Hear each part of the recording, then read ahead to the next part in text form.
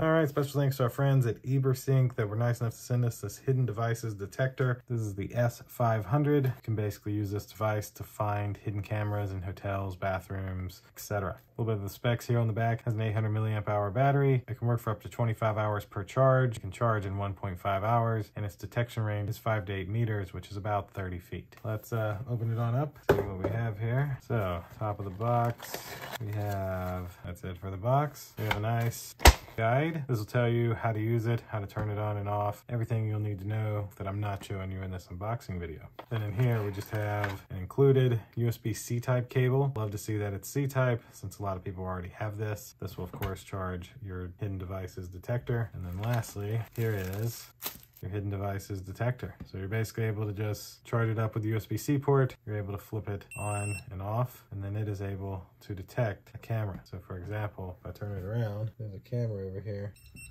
Yeah, it sees the camera behind me. So very interesting. It even vibrates. So that is essentially it. You also have a little brighter light and a little light there as well. But that should essentially do it for this Ebarsenc hidden devices detector, the S500. Thanks again to this company for sending it to me. Thank you all for watching this unboxing. We'll see you in the next one. Deuces.